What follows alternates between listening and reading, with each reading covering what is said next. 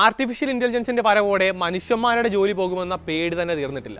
ഇതിനിടെയാണ് വേറൊരു AI കാരണം ബാക്കി AI കമ്പനികൾക്ക് പണി കിട്ടിയിരിക്കുന്നത്.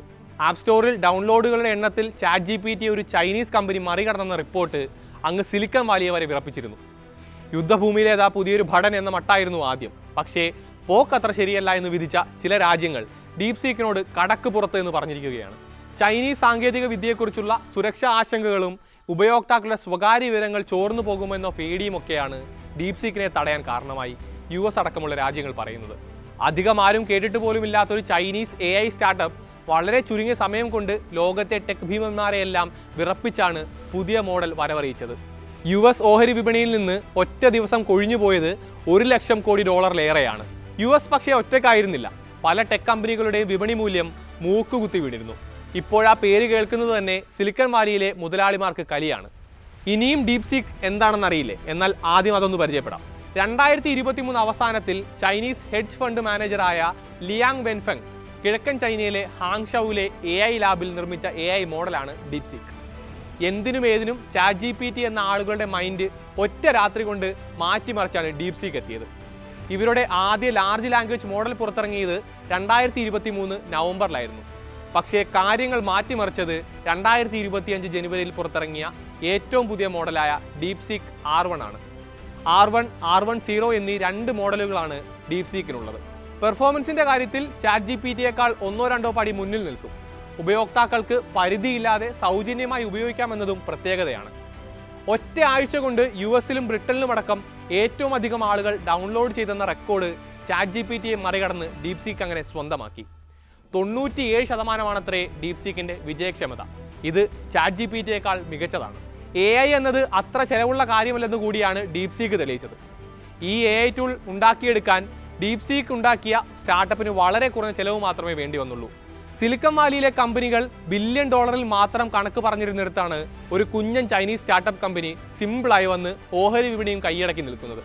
അങ്ങനെയൊക്കെയാണ് കാര്യങ്ങളുടെ പോക്ക് എന്ന് കണ്ടതോടെ ഡീപ്സീക്ക് അങ്ങ് തടഞ്ഞേക്കാമെന്ന തീരുമാനത്തിലാണ് US അടക്കമുള്ള ചില രാജ്യങ്ങൾ. സർക്കാർ സ്ഥാപനങ്ങളിൽ നിന്നുൾപ്പെടെ ഡീപ്സീക്ക് നീക്കം ചെയ്യാനായി ബില്ലിനുള്ള നിർമ്മാണത്തിലാണ് US. ജനുവരി 31-ന് US ബഹിരാകാശ ഏജൻസിയായ നാസ അതിന്റെ സിസ്റ്റങ്ങളിൽ നിന്നും ജീവനക്കാരുടെ ഉപകരണങ്ങളിൽ നിന്നും ഡീപ്സീക്കിനെ തടഞ്ഞു.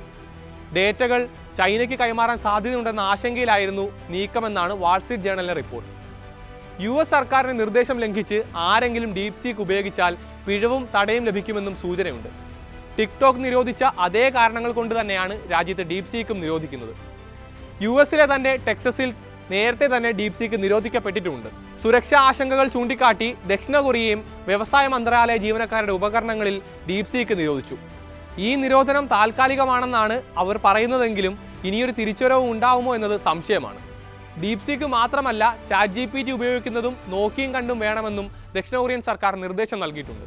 ഈ കാലത്ത് ഒരു AIയും വിശ്വസിക്കാൻ പറ്റില്ലത്രേ. സുരക്ഷാ പേടി കാരണം എല്ലാ സർക്കാർ ഉപകരണങ്ങളിലും ഡീപ്സീക്കിലേക്കുള്ള ആക്സസ് തടഞ്ഞ് ഓസ്ട്രേലിയൻ സർക്കാരും US-ന്റെ പാത പിന്തുടർന്നു. ഉപയോക്താക്കൾ നൽകുന്ന വ്യക്തിഗത ഡാറ്റ എങ്ങനെയൊക്കെ ഉപയോഗിക്കുമെന്നറിയില്ല എന്ന് പറഞ്ഞ് ഇറ്റലിയും ഡീപ്സീക്കിനെ നാടുകടത്തിയവരുടെ കൂട്ടത്തിലുണ്ട്. ഇതെല്ലാം അറിഞ്ഞ് തായ്വാനും വെറുതെ ഇരുന്നില്ല. സുരക്ഷാ അപകട സാധ്യതകളെ കുറ്റപ്പെടുത്തി തായ്വാനും സർക്കാർ വകുപ്പുകൾ ഡീപ്സീക്ക് പ്രോഗ്രാമുകൾ ഉപയോഗിക്കുന്നത് തടഞ്ഞു. അപ്പോൾ ഇന്ത്യ ഔദ്യോഗിക ആവശ്യങ്ങൾക്ക് ChatGPT, ഡീപ്സീക്ക് തുടങ്ങിയ AI ടൂളുകൾ ഉപയോഗിക്കുന്നതിൽ കേന്ദ്ര ധനകാര്യ മന്ത്രാലയം നിയന്ത്രണം ഏർപ്പെടുത്തിയതായി റിപ്പോർട്ടുകളുണ്ടായിരുന്നു. ഔദ്യോഗിക ആവശ്യങ്ങൾക്ക് AI ടൂളുകൾ ഉപയോഗിക്കുന്നത് ഒഴിവാക്കണമെന്നും രഹസ്യ സ്വഭാവമുള്ള സർക്കാർ രേഖകളും ഡാറ്റകളും സൂക്ഷിക്കേണ്ടത് ജീവനക്കാരുടെ കടമയാണെന്നും ജനുവരി 29-ന് ഒരു നോട്ടീസ് ഇറക്കി മന്ത്രാലയം അറിയിച്ചു. ചൈനീസ് സർക്കാരിന്റെ അധികാര പരിധിയിൽ പ്രവർത്തിക്കുന്നതിനാൽ ഡീപ്സീക്ക് അടക്കമുള്ള ചൈനീസ് പ്ലാറ്റ്ഫോമുകളെ പാശ്ചാത്യ ലോകം പരിഗണിക്കുന്നത് ചാരൻ എന്ന സംശയനിഴലിലാണ്. ഒരു സ്ഥാപനത്തിന്റെ ഡാറ്റയ്ക്കുമേൽ ഭരണകൂടത്തിന് നിയന്ത്രണം നൽകുന്ന നാഷണൽ ഇന്റലിജൻസ് നിയമം പോലെയുള്ള നിയമങ്ങൾ ചൈനയിലുണ്ട് എന്നതാണ് ഈ സംശയത്തിന് കാരണം. സുരക്ഷയ്ക്കും സ്വകാര്യതയ്ക്കും പുറമെ ജോലിസ്ഥലത്തും അക്കാദമിക് സജ്ജീകരണങ്ങളിലും ചാറ്റ് ബോട്ടുകളുടെ ഉപയോഗത്തെക്കുറിച്ച് മറ്റ് ചില ആശങ്കകൾ കൂടി ഉയർന്നിട്ടുണ്ട്. പക്ഷപാതത്തെക്കുറിച്ചുള്ള ഭയം മുതൽ പൗരാവകാശ ലംഘനം വരെ ഈ ആശങ്കകളിൽ ഉൾപ്പെടുന്നു. പറയുമ്പോൾ ഗംഭീര AI മോഡലാണെങ്കിലും ഡാറ്റ മോഷ്ടിച്ചു കൊണ്ടുപോകാൻ അനുവദിക്കില്ല എന്ന പാശ്ചാത്യ രാജ്യങ്ങളുടെ വിലക്കുകൾ ഡീപ്സീക്കിന് വെല്ലുവിളിയാകുമോ? അതോ ടെക് ഭീമന്മാർക്ക് പുതിയ തലവേദന ഉണ്ടാക്കി മറ്റെന്തെങ്കിലും അണിയറയിൽ ഒരുങ്ങുന്നുണ്ടോ എന്നൊക്കെ വഴിയേ അറിയാം.